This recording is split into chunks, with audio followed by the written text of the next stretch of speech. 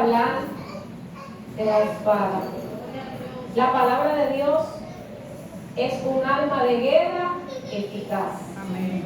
Ese es el tema. La palabra de Dios es un arma de guerra eficaz. No es cualquier arma de guerra, es un arma de guerra eficaz. Y cuando nosotros hablamos de eficaz, quiere decir que produce el efecto esperado. Cuando algo es eficaz es porque cumple el objetivo que nosotros queremos lograr. Es porque al darle uso a eso o al poner eso en práctica logramos nuestros objetivos. Y cuando hablamos de que es un arma de guerra, nosotros todos sabemos que es un arma de guerra. En nuestro tiempo, gloria al Señor. En aquellos tiempos, el arma de guerra principal de los ejércitos era la espada. La espada era lo que se utilizaba. No tenían esos armamentos, esas municiones que se tienen hoy día. Se tenía la espada. Y dependiendo del nivel o el rango del ejército, el estatus, la condición económica, era la calidad de esa espada, la eficacia de esa espada, porque era elaborada con los mejores materiales. Entonces, esa arma de guerra era la que se utilizaba en ese tiempo. Si se hubiese escrito esta porción bíblica en este tiempo, de seguro no iban a decir la espada. Quizá iban a decir el tanque de guerra o la metralleta más potente que podamos observar en nuestros días, que cuando un ejército la utiliza, destruye todo lo que está a su paso. Amén, a su nombre. Entonces, la palabra de Dios es un arma de guerra eficaz. Y aquí donde dimos lectura, nos dice que tomemos el yelmo de la salvación y la espada del Espíritu. Pero ¿cuál es la espada del Espíritu? ¿Cuál es? Porque muchas veces creemos que el Espíritu pelea con otra cosa que no es la palabra. Es la palabra, esa es la espada que corta, que destruye, que derriba, que hace cosas extraordinarias en el mundo espiritual que con nuestros ojos carnales, con nuestras propias fuerzas, nosotros no tenemos acceso a esa lucha. Cuando hablamos de armas de guerra nos referimos a un tipo de arma que se utiliza ¿dónde? En el hogar, en la escuela, en la iglesia, en la guerra, porque para eso es arma de guerra. Entonces, esta arma de guerra tiene una serie de características. En aquellos tiempos se utilizaba la espada, y una de las más conocidas era la espada gladius, de gladiadores, la que utilizaban los gladiadores. Entonces, en la antigüedad romana, esta era un arma blanca de doble filo. El cuchillo que usted tiene en su cocina y que yo tengo, ¿qué tiene? Un solo filo. El machete que usaban los viejos en el campo, que utilizamos a veces para cortar cosas, ¿qué tiene? Un filo. Y no muy afilado para no cortarnos. Es raro cuando le pasamos lima al cuchillo que no nos den una cortadita en esa semana. ¿Verdad que sí? Y a veces uno no quiere amolarlo porque sabe que se va a cortar, pero también sabe que tiene que amolarlo para poder cortar. Pero esta espada era de doble filo. Por donde quiera que ella penetraba, iba a cortar en dos direcciones. Esta era el arma potente de los romanos. Era una espada ligera. Imagínense a un guerrero con una espada pesada que tuviese que hacer no solo utilizar las estrategias de movimiento, sino también tener que ejercer una fuerza potente para sostenerla. Tenía que ser ligera para cuando tiraran, entonces les fuese más fácil. Y todo ese esfuerzo que iba a invertir para obtener la victoria, no tuviese que invertirlo en sostener la espada, sino en ser ágil en el uso que se le estaba dando en ese momento. Entonces era ligera, pero era excelente, era eficaz para ellos. La utilizaban porque le daba buenos resultados. Si la espada en ese tiempo no hubiese dado resultados, ¿usted cree que estuviésemos hablando de ella hoy? El hombre empieza de una vez a inventar y a buscar otras estrategias. Y hoy día vemos todas las armas de guerra que el ser humano ha inventado. ¿Por Porque el que tiene el arma más potente, más fuerte, se cree que es la nación que puede dominar a la otra nación que no tiene ese mismo armamento. Si no, pregúntenle a Putin. Se está acabando con Ucrania. A su nombre. Entonces, mis hermanos, aquí donde dimos lectura nos habla de tomar toda la armadura de Dios. En esta metáfora, nosotros vemos que el escritor le presenta a los creyentes el tipo romano, el tipo guerrero, el tipo soldado, cómo estaba vestido, qué tenía en su cabeza, qué tenía en su pecho, qué tenía en su vestimenta, qué tenía en su mano, gloria al Señor.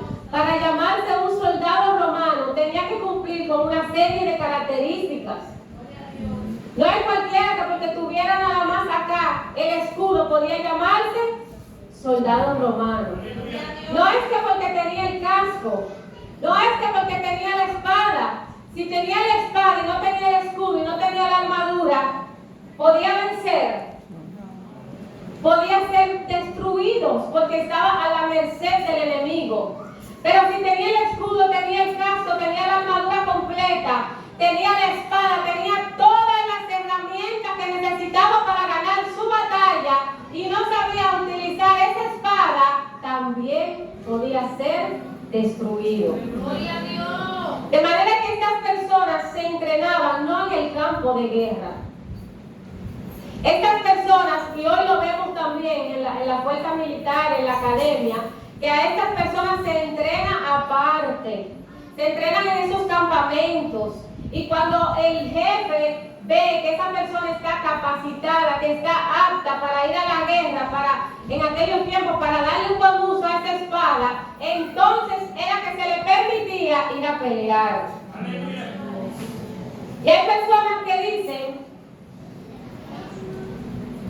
que solamente tenemos que convertirnos y creer en el Señor. Y sabemos que el Señor pelea por nosotros. Pero nosotros, para saber que Él pelea y cómo pelea, tenemos que conocer la palabra. Yo le puedo entregar a usted una espada. ¿Y qué usted va a hacer con ella? ¿Usted ha peleado con una espada alguna vez? Y si le traigo un cuchillo de la cocina y le digo pique esa carne ahí, a las mujeres que están aquí, pícala a la Juliana, pícala en pilete, pícala en cubitos, todas sabemos, ¿verdad que sí? Y si a los hombres les traen un machete y le dicen, mira, ve, córtate ese racimo de guineo o de plátano, que está tan caro ahora. ¿Y usted sabe usar ese machete? Yo creo que todos aquí han cortado que es un racimo una vez, o un palo, o algo que le moleste en la casa, un ramo, una cosa, porque usted ha utilizado ese machete para algo. Si usted nunca ha utilizado un arma y se le entrega, es un peligro para usted y para los que están a su alrededor. Sabemos de personas que tienen armas de fuego y no son cuidadosos y han maltratado, han matado, han herido a sus seres queridos, amistades. Hay niños que han tomado el arma de su padre y lamentablemente han matado a un hermanito, un amiguito, porque no saben lo que tienen en la mano. Ellos solo ven que papi la toma y la limpia y le hace esto y aquello. Ellos quieren hacer lo mismo, pero ellos no conocen el riesgo de tener un arma de guerra, de peligro, que puede dañar, que se utiliza tanto para defender como para herir. La tienen en sus manos, pero no saben qué uso le van a dar. Y así mismo hay personas que tienen la palabra de Dios y creen que porque tienen la Biblia y porque saben leer, pueden hablar de ella, pero no saben el uso que le están dando. La palabra se usa, gloria al Señor, la espada se usa tanto para herir como para defenderse, pero muchas veces la utilizamos única y exclusivamente como un arma de ataque, como un arma de guerra, como un arma para herir, y no sabemos, gloria a Dios, qué uso le tenemos que dar en un momento dado, porque es la espada del Espíritu, y para usarla bien tenemos que estar dirigidos ¿por quién? Por el Espíritu. Por el Espíritu. Amén. Por lo demás, hermanos míos, fortaleceos en el Señor y en el poder de su fuerza, vestidos de toda la armadura de Dios, para que podáis estar firmes contra las acechanzas del diablo. Si nosotros nos ponemos a analizar contra quién peleamos y cómo debemos pelear, nos vamos a dar cuenta, gloria a Jesús, cuán eficaz es la palabra de Dios en nuestras vidas. La palabra de Dios es lo que nos enseña a esperar en medio de la prueba. La palabra de Dios, como decía en la clase bíblica del jueves, es lo que nos indica cuál puerta debemos tomar y cómo hay que andar para poder cruzar por esa puerta estrecha. Ella me dice, mira, esa carga que tú tienes aquí y esa que tienes aquí, tienes que soltarla para poder pasar por esa puerta. Pero muchas veces desconocemos esta palabra y acogemos una porción de ella para decir, gloria a Jesús, bueno, yo solté esta carga, yo no la tengo, Maciel la tiene, yo me siento con la autoridad de decirle, Maciel, quítese esa carga, pero no te viendo que tengo una aquí en este hombro, que la palabra de Dios me está diciendo que no es solo esta que tengo que quitarme, que también esta. Amén. Cuando nosotros vemos que nos habla de la palabra de Dios en la Biblia, se utilizan dos términos. El primero es logos. Nosotros sabemos que dice en el libro de Juan, en el principio era el verbo, aquí está hablando de lo que es logo, el verbo estaba con Dios y el verbo era Dios. Pero vemos que luego se utiliza la palabra rema. Y cuando hablamos de rema, esta es esa palabra que se utiliza para referirse a lo que es la espada del Espíritu. Es el dicho de Dios aplicado a una situación concreta. Esta es la gran arma puesta en las manos de los creyentes. Lo que el Señor ha puesto en nuestras manos es el rema. Y que cuando hablamos de rema, y muchos predicadores hablan, recibí un rema, la gente empieza a hablar en lengua, empieza a danzar, porque creen que es una corriente, que es un fuego, que es esto, que es aquello, y no saben que es la palabra de Dios, que se está ejecutando de manera concreta en esta situación que tú tienes, que yo tengo, y que Dios quiere romper en ese momento. Y si no se manifiesta esta unción, el rema no tiene éxito. El rema no es efectivo para muchos, porque han dejado de lado la esencia, la verdad, la vida que tiene la palabra de Dios y la hemos sometido a la autoridad que tiene la palabra, una manifestación visible. Si no se mueve y si no danza, no hay rema. Si no se mueve y no danza, no hay poder. Si no se mueve y no danza, la palabra no está teniendo una acción eficaz. Y la palabra tiene autoridad. Y se manifiesta como Dios quiere que se manifieste. Ahora, cuando el rema de Dios llega, aunque usted no vea movimiento, hay una acción eficaz que se está ejecutando, porque es un decreto dado por Dios y va a hacer lo que el Señor quiere que haga. Va a cortar a la derecha, va a cortar a la izquierda, va a cortar para allá, pero también para acá, gloria al Señor. Va a trabajar en mí, va a trabajar en usted, gloria a Dios, aleluya. Ese rema de Dios, aleluya, es lo que nosotros necesitamos. Es saber que Dios ha puesto en nuestras manos.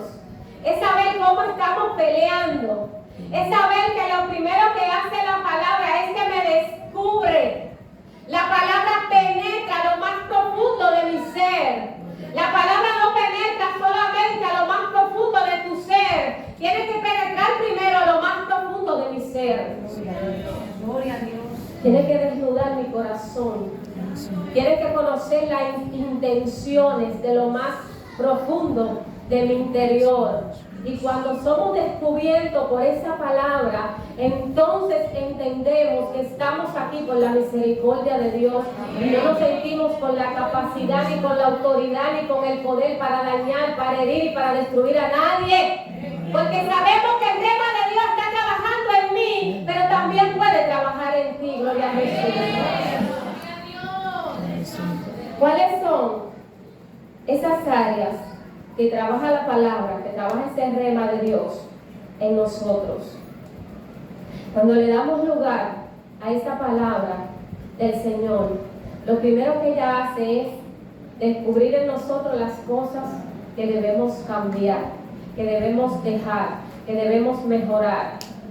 Y cuando esa palabra empieza a trabajar en nuestro interior, empieza entonces a hacernos saber que somos imperfectos y que necesitamos humillarnos y que necesitamos cambiar y que necesitamos vivir como ella establece. Esa palabra tiene poder para resucitarnos de la mortandad. Ellas son vivas y eficaces. Pueden llegar a un ser humano que esté reducido a la ceniza y le resucita, le da vida nuevamente y compone todo ese cuerpo y lo levanta. Y le estoy hablando en un sentido espiritual. Amén.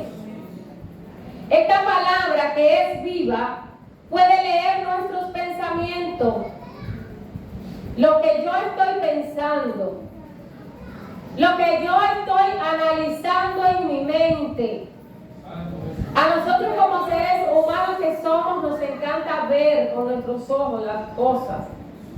Incluso si nos dicen, te tengo una sorpresa, a mí que no me la digan que falte mucho tiempo. Cuando esté cerca, entonces usted me dice que tiene una sorpresa, porque la espera es un poquito estresante. Entonces, te tengo una sorpresa, ¿y cuándo tú me la vas a dar? En el 2024. Guárdate esa inquietud en tu corazón y cuando lleguemos a diciembre 31 a 12 de la noche, si en enero, si en noviembre, no, todavía aguanta un poquito más. Entonces, la palabra de Dios conoce las intenciones. ¿Por qué pensamos? ¿Por qué actuamos? ¿Por qué accionamos de tal o cual manera? Yo puedo decir con mi boca una cosa y la palabra de Dios conoce la intención. Si eso que yo estoy diciendo, si eso que yo estoy haciendo realmente guarda relación con la intención que hay en mi mente, con la intención que hay en mi corazón. Y por eso es que nosotros necesitamos escudriñar la palabra, porque ella es la que nos hace saber cuando estamos en un camino, en una forma de ser incorrecta. ¿Qué sucede hoy día? Y creo que de mucho tiempo para acá, no es solo algo de nuestros días. El pentecostal, a la mayoría, no nos gusta estudiar la palabra. Y en este tiempo, cuando más necesitamos conocer esa palabra para que nos guíe y no caigamos en tantos engaños que hay hoy, es cuando menos nos quieren hacer creer que debemos estudiarla. Y yo no le estoy hablando a usted solamente de estudiarla por estudiarla para saber hablar de ella y para tener dominio y para que digan que usted sabe que yo sé. Es para aplicarla a nuestras vidas. Y cuando vayamos por ese camino y nos encontramos con esa encrucijada, saber cuál camino vamos a escoger. ¿Cuál será mi opinión ante esta situación? ¿Cuál será mi decisión ante esta propuesta? ¿Cómo debo hablar ante esto? ¿Debo callar? ¿Puedo abrir mi boca? La palabra de Dios te dice qué vas a hacer independientemente de la situación que tengas al frente. Gloria a Dios. Porque no tenemos lucha contra sangre y carne, sino contra principados, contra potestades, contra los gobernadores de las tinieblas de este siglo. Es difícil cuando tenemos una lucha, cuando hay un instrumento delante de nosotros que está siendo utilizado para herirnos, que nosotros digamos, no, mi lucha no es contra Albairis. Yo sé que ella me habló duro, me ofendió, me tiró por el suelo o me levantó una calumnia, pero eso no es Albairis, no. Eso es una influencia del enemigo que le está usando. Difícilmente decimos eso. Usualmente vemos a la persona que nos hace la guerra. Cuando nos damos de rodillas y escudriñamos la palabra, es que podemos decir, mi lucha no es contra el que me queda enfrente, no es contra el que me levantó la calumnia, no es contra el que me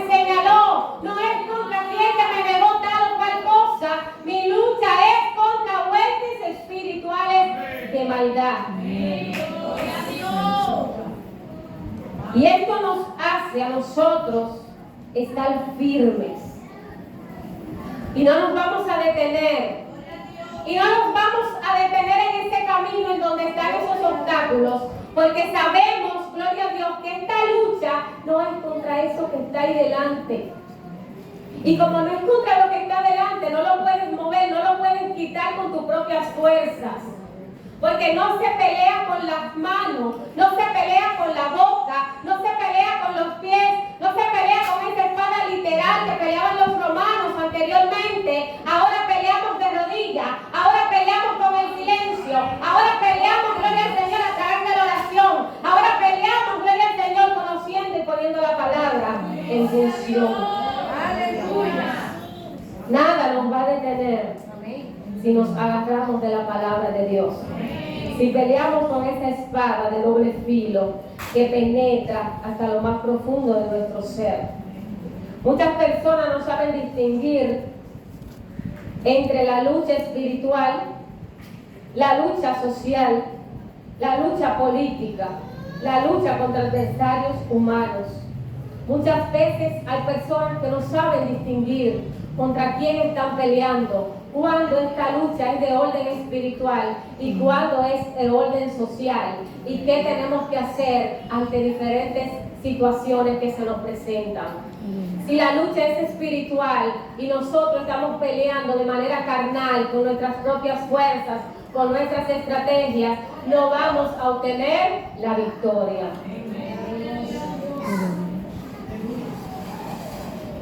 Estad pues firmes, ceñidos vuestros lomos con la verdad y vestidos con la coraza de justicia y calzados los pies con el apresto del Evangelio de la paz. Estas normativas que nosotros encontramos en estos versos, al momento de tomar toda la armadura de Dios, como les decía ahorita, no podemos tomar una parte de esa armadura. De repente te estás protegiendo acá el pecho, que no te hieran, que esos dardos no penetren a tu corazón, pero te estás descuidando y no has tomado el casco, y esos dardos que llegan a tus pensamientos, esos susurros que llegan a tus oídos, esas conversaciones, esas influencias están tomando control de tus pensamientos y de repente ya han invadido tu mente y también tu corazón. Porque no entraron por acá, pero entraron por acá, gloria a Jesús. Entonces el escritor nos manda a tomar toda la armadura. ¿Para qué? Para que podamos resistir ¿en qué día? En el día bueno, en el día malo. A todos nos llega ese día malo. A todos nos llega ese día en donde no tenemos las fuerzas para avanzar. A todos nos llega ese día en donde no sabemos qué vamos a hacer, porque todo está nublado, todo está oscuro, todo está confuso, y lo único que sabemos es que estamos aquí, pero no sabemos qué hacer. En ese día malo, en esa situación difícil, en esa situación de dolor, en esa situación económica, en esa situación de enfermedad, gloria al Señor, en esa situación en la que tú tienes, gloria a Dios, que esperar que Dios haga porque tú no sabes qué vas a hacer. En ese día malo, el Señor nos manda a resistir. El Señor nos manda a resistir. Y el que va a la guerra, si no está armado, no va a poder resistir en el frente de batalla. Porque de inmediatamente tiren la espada, tiren la lanza, no encontró ese escudo, no encontró ese casco, se fue. ¿Y por qué se fue fulano? Y cuando usted se entera, por algo que podía resistir si se hubiese puesto la armadura, por algo que podía combatir si hubiese utilizado la espada. Gloria al Señor. ¿Por qué? ¿Por qué cayó en medio de la guerra? ¿Por qué? ¿Por qué? Si era una lucha espiritual, la enfrentó carnalmente. ¿Por qué no le dio el uso adecuado a la espada del Espíritu? Hay personas, gloria a Jesús, que quieren todo del Evangelio, menos la palabra. Menos la palabra. Ellos quieren dones, quieren unción, quieren ministerio, quieren posiciones, quieren cargos, quieren todo lo que implica trabajar en Dios. Ahora, no me hables de la palabra. No me diga que yo tengo que estudiar la palabra. No me diga que yo tengo que aprender esto. No me diga que tengo que predicar de acuerdo al orden bíblico. No me diga que tengo que hablar de acuerdo al orden establecido en la palabra. No me diga que tengo que tener en cuenta con lo que voy a hablar desde el púlpito. Personas hablando de la palabra y utilizando frases y términos inadecuados desde aquí delante. Porque son términos que nos causan risa y que causan intriga, porque usted está hablando de la palabra, de la espada del Espíritu, de la revelación de Dios. Aquí en este libro tenemos que tener respeto por la palabra. Usted no está en el parque, yo no estoy en el parque, yo no estoy en la sala de mi casa conversando con Daudi para yo utilizar términos inadecuados desde aquí, porque yo estoy hablando de la palabra y no de cualquier palabra, es de la palabra de Dios. Que es rumboso, que suena bonito, no importa. Es secular, es inadecuado, es incorrecto. Respete la palabra, respetemos la palabra, y más aún si nosotros estamos hablando de ella. Estar pues firmes. ¿Cuántas veces nos tambaleamos? ¿Cuántas veces nos debilitamos? ¿Cuántas veces creemos que no vamos a seguir? Que esta situación que nos ha golpeado nos va a dejar derribados. A usted le puede llegar de todo, a mí me puede llegar de todo. Si lo que nos llega no golpea nuestra fe, no hay ningún problema. Si lo que a nosotros nos llega no golpea nuestra fe, seguimos peleando en pie de guerra. Seguimos esperando, aunque la espera sea larga. Porque la fe no ha sido golpeada. Lo que tú crees, tu convicción, tu saber de Dios, tu conocimiento, lo que Él te ha dicho, lo que Él ha planteado, no ha sido afectado. Ahora bien, cuando una situación que llega a nuestra vida golpea nuestra fe, golpea lo que tú tienes aquí, tu convicción, lo que tú conoces, lo que tú has visto en Dios, lo que tú has experimentado en el Señor, y tú como que medio te mueves y ya tú no sabes si realmente tú estás agarrado o te soltaste, hay peligro. Hay peligro porque todas las otras cosas se pueden resolver. El problema económico se va a resolver. Que no hay un empleo, el empleo llegará. La salud puede llegar y si no llega el Señor prepara a la persona y se lo lleva. Gloria a Jesús. El matrimonio se puede restaurar. Gloria a Dios. Los hijos Dios los puede cambiar. Dios puede obrar. Pero lo que está en mi mente, lo que está en mi corazón, cuando esta fe es golpeada, ya yo no sé en qué pie estoy parado, si estoy de pie o estoy derribado. Hay problema. Hay problema, gloria a Dios. Porque aquí nos dice la palabra que debemos estar firmes. Que en medio de ese día malo, que tenemos que resistir, pero acabando todo eso, acabó el día malo, no te duermas, no te descuides, sigue firme. Porque tú no sabes qué viene después de ahí. Tú crees que venciste un ejército de 40 hombres, pero tú no sabes mañana si te van a enviar uno de 100. Y como ya tú venciste, te dormiste en los laureles, cuando llega el ejército contrario te encuentras descuidado. Te encuentras debilitado. Te quitaste el casco porque pesaba mucho. Te quitaste el escudo porque no te dejaba respirar. Te quitaste la armadura porque era incómoda, gloria al Señor. No puedes quitarte la armadura de la palabra. No podemos soltar la palabra. Tenemos que agarrarnos de lo que Dios ha establecido. En cada momento, en cada situación, Él siempre nos manda esa palabra. Ese vaso de agua fresca en medio del desierto. Ese vaso de agua fresca en medio de ese sequedal. Él manda esa palabra de vida, esa palabra eficaz, esa palabra poderosa, aleluya, que descubre todo nuestro ser. Sobre todo, tomar el escudo de la fe. El escudo, todos sabemos, esta parte que usan los soldados acá para protegerse. Cuando venía la flecha, cuando venía la espada, y hoy en nuestro tiempo utilizan los chalecos antibalas. Porque si le hieren a un soldado la pierna, aunque sea renqueado, no puede salir. Le hieren un brazo, le hieren el muslo, eso no lo va a matar. Pero si le tiraron al pecho, si esa bala o esta espada o esta flecha penetró ese corazón, que cuando deja de latir, aunque el cuerpo esté completito, hasta ahí llegó la vida. Si te perforan el pulmón, ¿qué pasa con la vida? Te vibra y puede acabarse.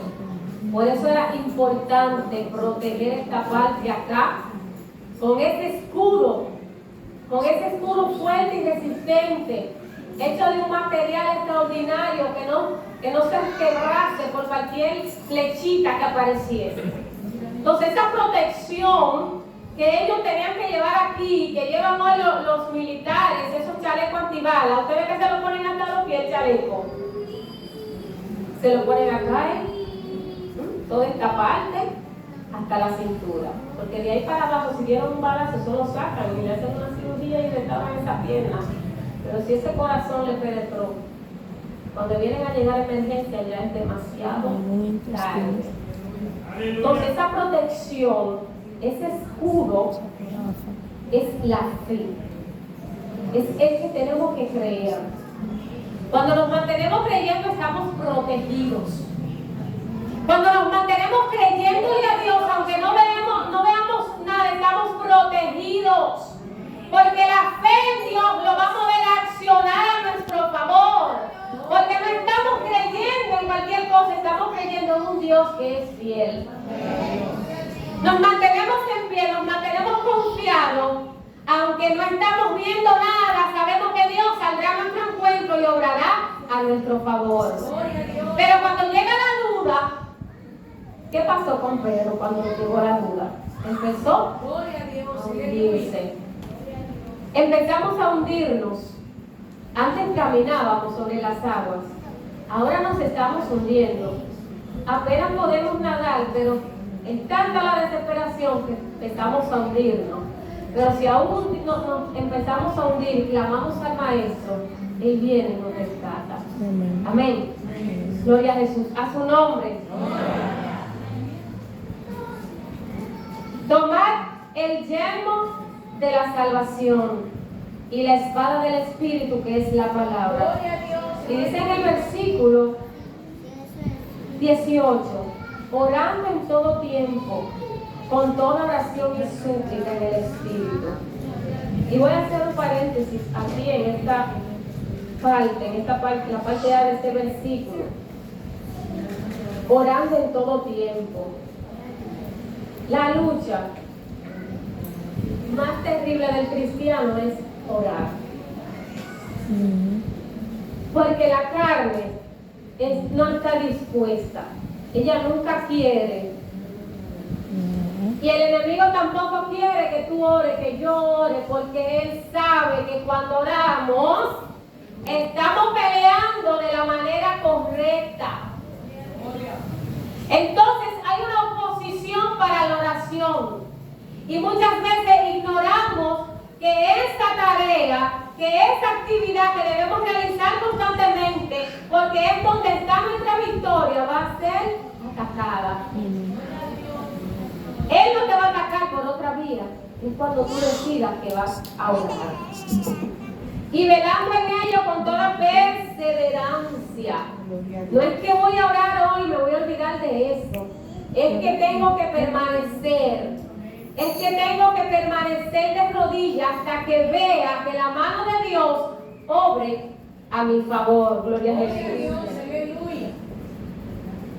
Con toda perseverancia y súplica por todos los santos. Amén. De repente yo creo que estoy en pie por mis propias fuerzas, y es porque el Señor tiene siervas y siervos de rodillas clamando por mí. Personas a gente que ni siquiera conocemos. Amén. Y Dios lo pone, clama por fulano, clama por fulana. Y usted dice, ¿quién es fulano? Gloria a Dios. Gloria al Señor. Yo recuerdo en una ocasión que el Señor me intentó orar por alguien. Y después, cuando salieron las noticias de la situación, fue que yo entendí por qué tenía que orar. Usted no tiene que preguntar por qué. ¿Y qué le pasa a Raúl? Que está seco. El Señor me está intentando tanto orar por él. Que yo sé que está en pecado el varón.